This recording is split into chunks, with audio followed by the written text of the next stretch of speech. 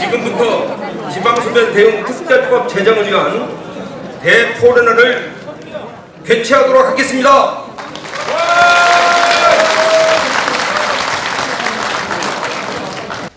네, 안녕하십니까. 국가균형발전위원회 기획단장 진승호입니다. 저희 송재호 위원장님께서 이 자리에 꼭 참석을 하시려고 했는데 피치 못할 사정으로 인해서 제가 대신하게 됐습니다. 넓으신 마음으로 양해해 주시면 감사하겠습니다. 저에게 주어진 시간이 좀 제약이 돼 있어서 저희가 이제 자료는 많이 준비를 했는데 좀 중요한 내용 위주로 핵심적인 내용만 말씀을 드리도록 하겠습니다.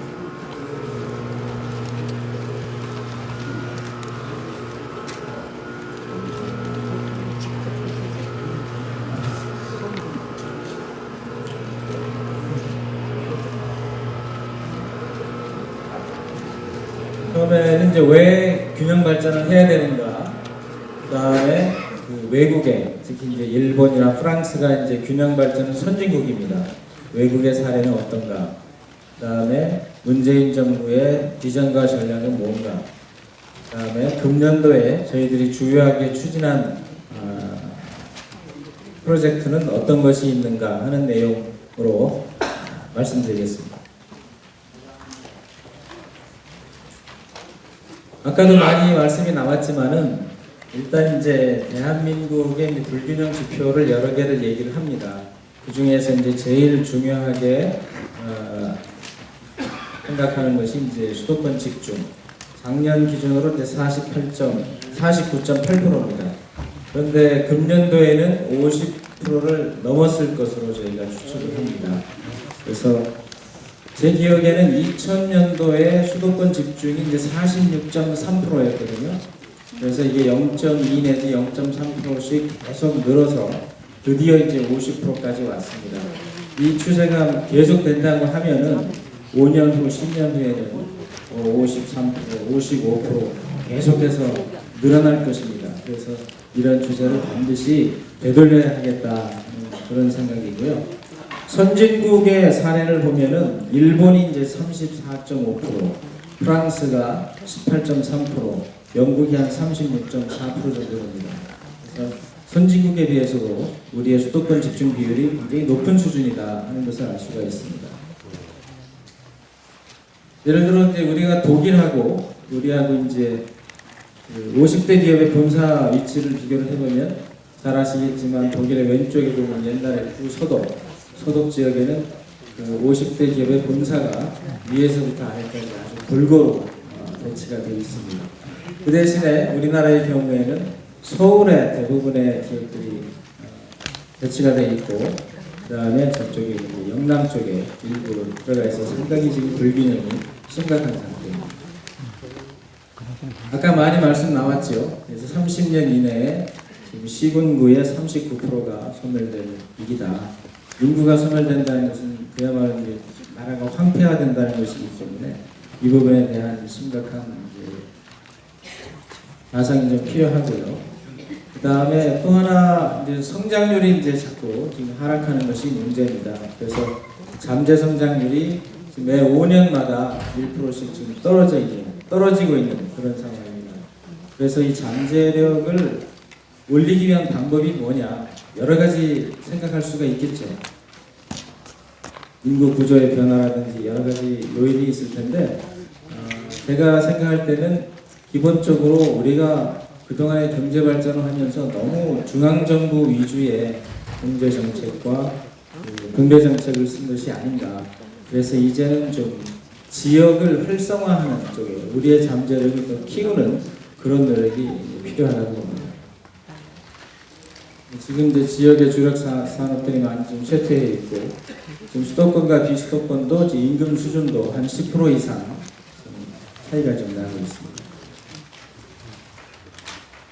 대한민국 헌법상에는 보면 이제 이렇게 국가의 이제 균형 있는 발전을 위해서 정부가 힘써야 한다, 그런 내용들이 들어 있습니다. 그래서 이 부분을 참고를 하시고요. 논어에서도 그런 얘기를 하고 있고, 또 프랑스의 루소라는 사람도 이제 비슷한 얘기를 하고 있습니다. 저희가 이제 외국하고 이제 교류를 많이 하고 있는데 저희가 많이 배우고 있는 데가 이제 프랑스입니다. 일본을 먼저 말씀드릴게요.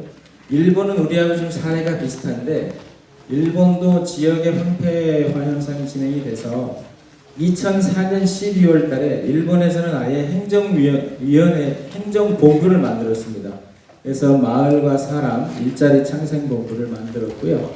그래서 일본 같은 경우에는 지금 전체적으로 이 지역 균형을 위해서 일하고 있는 직원이 한 270명 정도 됩니다. 270명 정도가 이제 상주 인력으로 일을 하고 있고 또 이 창생본부에서 쓸 수 있는 예산이 1조 엔 정도 됩니다. 그러니까 우리나라 돈으로 한 10조 원 정도의 예산을 가지고 지역에 필요한 예산을 지원을 해주고 있습니다. 프랑스 같은 경우에는 이제 국토평등위원회라고 되어 있고요. 그래서 이 프랑스의 경우에는 특이한 점이 뭐냐면 계획계약제도라고 하는 것을 지금 쓰고 있습니다. 그것은 뭐냐면은 기본적으로 과거에는 중앙정부가 모든 사업을 계획을 수립을 하고 지방의 공모를 통해서 이렇게 지방에 이제 꽂아주는 그런 형태로 되어 있었는데 이것을 프랑스에서는 지역에서 자율적으로 사업을 구상을 하고 그것이 중앙정부의 계획과 맞으면은 중앙정부와 지역 간에 포괄적인 지원, 재정 지원 협약을 맺습니다. 그래서 그것을 단연간 보통 5년 내지 7년에 걸쳐서 재정 투자를 약속을 해주는 그런 제도를 쓰고 있습니다. 그래서 저희가 금년도부터는 이 프랑스의 이제 계획계약 이 제도를 저희도 좀 수입을 해서 지역발전 투자협약이라는 이름으로 시범 사업을 시작을 했고요. 앞으로 이런 방식으로 지역이 주도적으로 계획을 만들고 관련되는 중앙부처에서 지원을 해주는 방식으로 예산 지원 제도를 지금 변경을 지금 추진을 하고 있습니다. 문재인 정부의 이제 5대 국정 목표는 잘 아시는 것처럼 고르게 발전하는 지역, 그다음에 4대 복합혁신과제의 자치분권과 균형 발전을 굉장히 중시하고 있습니다.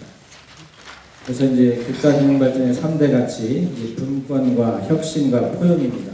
분권이라고 하는 것은 잘 아시는 것처럼 지역의 자립 역량을 축적을 해서 지역이 주도적으로 할 수 있도록 하자는 거고, 혁신은 이 혁신 역량을 제공을 해서 이제 그 지역의 이제 발전을 도모하자는 얘기고, 그다음에 사회적인 통합을 같이 이루어 나가야 한다.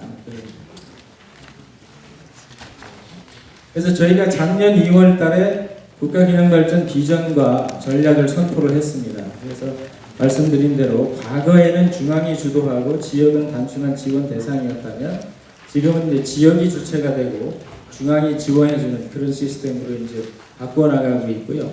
비전 전략에서 9개 핵심 과제와 45개의 실천 과제를 정했고, 금년 1월 달에는 이제 드디어 국가균형발전 5개년 계획을 저희들이 만들어서 1월 달부터 지금 시행을 하고 있습니다. 5개년 계획의 주요 내용은 간단하게 사람과 공간과 산업을 위주로 하고 있고요. 예를 들어 산업 같은 경우에는 이제 기본적으로 지역의 주력 산업을 유지하고 고도화시켜야겠다는 그런 내용. 그 다음에 새로운 산업을 창출하자는 것이 이제 산업과 관련된 것이고, 공간과 관련해서는 지방의 중소도시를 회생시키자. 그래서 도시재생 사업을 굉장히 중요하게 추진을 하고 있고요. 또 오늘 주제하고 상당히 관련이 되지만은 이제 사람이 돌아오는 농산어촌. 그래서 이제 신활력 플러스 사업하고 취약지역 생활여건 개선 사업이 있습니다.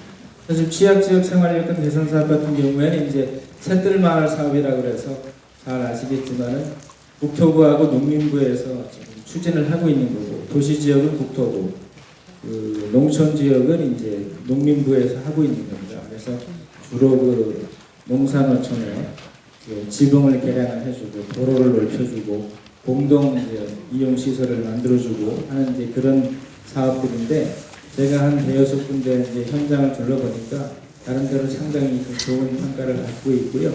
그래서 이런 샛들마을 사업이라든가 도시재생 사업 같은 것은 앞으로도 계속 저희들이 확대해서 추진을 해나갈 예정입니다.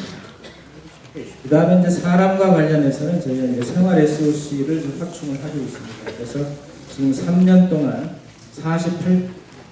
국비 30조 원, 그 다음에 민간 자본 18조 원 합쳐서 48조 원의 그런 자본을 이제 투입을 할 예정입니다.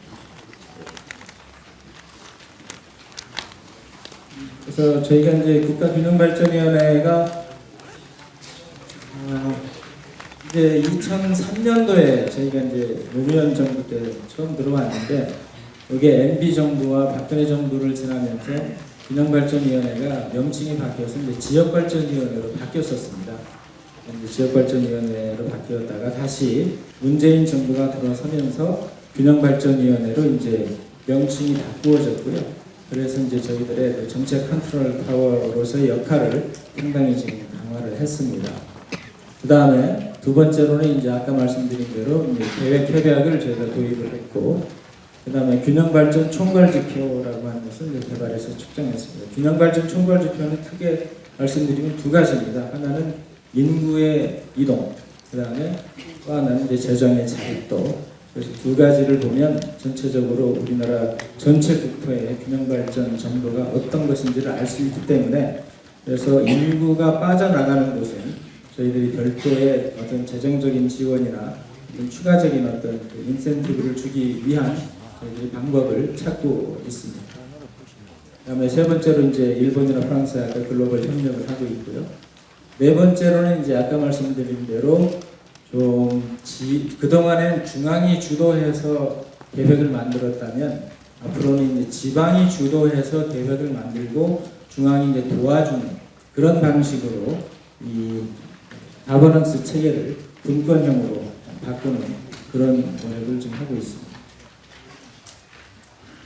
그래서 조금 구체적인 그 프로젝트를 몇 개 말씀을 드리겠습니다.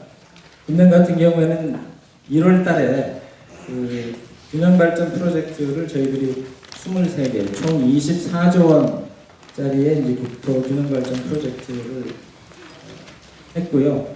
이것은 잘 아시는 것처럼 보통 이제 지역의 기재부에서 예산을 주려면 예비타당성 조사라는 것을 해야 됩니다. 그 예비타당성 조사라는 게 그 일장일단이 있어서 그 돈의 낭비를 막는 데는 도움이 되지만 또 지방에서 꼭 필요한 사업을 하는 데는 이게 또 걸림돌 역할을 합니다. 그래서 이제 그런 부분을 저희 균형위하고 기재부하고 EH하고 같이 협의를 해서 그런 그 지방에 꼭 필요한 사업들을 저희들이 23개의 큰 사업, 24조짜리 이런 프로젝트를 이제 선정을 해서 발표를 했고, 금년도에 이제 내년부터 한 4천억 정도를 투입을 하는 걸로 해서 향후 한 5년에서 10년에 걸쳐서 한 24조 원의 돈이 투입이 될 예정입니다. 이건 넘어가겠습니다. 그 다음에 이제 국가혁신 클러스터라고 해서 이제 혁신도시하고 산업단지 이런 혁신 거점들을 좀 연계해가지고 지역의 특화 산업을 발전시키는 그런 내용으로 저희들이 작년하고 금년 2년간에 한 1,600억 정도를 투입을 해서 추진을 하고 있습니다. 그 혁신도시 잘 아시겠지만 공공기관 지방 이전으로 인해서 혁신도시가 10개 만들어졌고 거기에 이제 세종시까지 해서 10+1이 됐는데요. 그 혁신도시에 저희들이 5년간 4조 3천억을 투입을 할 예정입니다. 예를 들면 혁신도시 같은 경우에는 이제 특화 발전을 이제 지원을 해주기 위해서 발전 지원 센터도 만들어주고요. 기업들이 입지를 할 수 있도록 입지 여건을 개선을 해주고, 또 산학연의 이제 연계 협력 체계를 이제 구축을 해주는 거죠. 그리고 또 한 가지는 인재 양성 부분인데요. 저희들이 그 지역의 인재를 지금 2022년까지 지역 인재 채용 비율을 30%까지 달성을 하도록 저희들이 지금 추진을 하고 있습니다.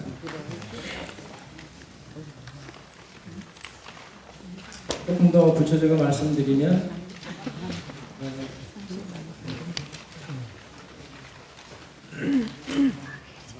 현재 혁신도시가 전체적으로 이제 공공기관이 153개가 이전이 이제 12월 달면 다 완료가 됩니다. 그래서 이것이 이전이 되면 이전된 기업들이 그 지역과 이제 잘 조화를 이루어서 발전해 나갈 수 있도록 저희들이 이제 2단계 사업을 추진을 하는데 그것을 별명은 시즌 2라고 붙였고요. 그래서 기업에 예를 들면 기업이 지금 2014년도 같은 경우에는 이제 99개의 기업이 유치가 됐는데 2022년에는 1000개가 이제 혁신도시에 입주하는 것을 지금 목표로 하고 있고 지역 인재도 작년 같은 경우에 18%를 지금 달성을 했는데 22년도에 30%까지 올릴 계획이고요. 이제 가족이 동반해서 이주하는 비율도 16년에 52.7%에 불과했는데 22년까지는 75%까지 올려서 혁신도시가 완전히 정착을 할 수 있도록 최대한 노력을 하고 있습니다. 그 다음에 나머지 요건 계획 협약인데요. 요거는 아까 말씀드린 것처럼 제가 한번 내용을 자세하게 설명드리기보다는 일단 지자체가 주도해서 종합사업계획을 이제 만들고 또 관련되는 중앙 부처들이 거기에 협조를 해서 4년간에 걸쳐서 포괄적인 예산 지원 방식으로 이제 추진을 하고 있습니다. 이것이 이제 정착이 되면 이것이 이제 지금까지의 그 지원 패러다임, 발전 패러다임을 이제 바꾸자는 것인데요. 그래서 이것이 잘 정착이 되면 지역 발전에 상당히 도움이 될 것으로 저희들이 판단을 하고 있습니다. 그다음에 생활 SOC 3개년 계획 추진하고 있고요. 그건 제가 자세하게 말씀 안 드리겠습니다.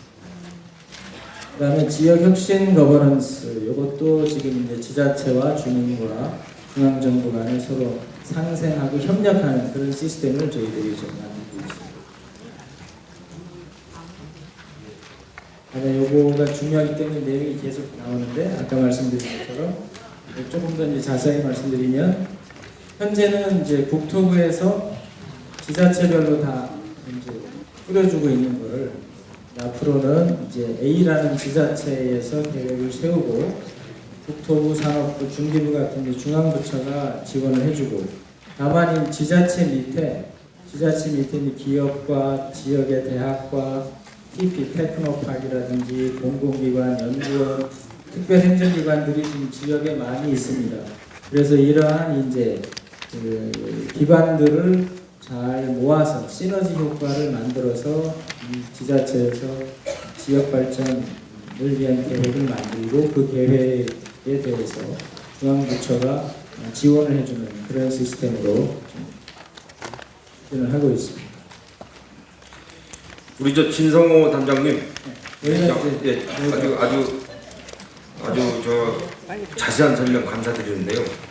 우리 도민 회원님들이 좀 지루하십니다. 죄송합니다.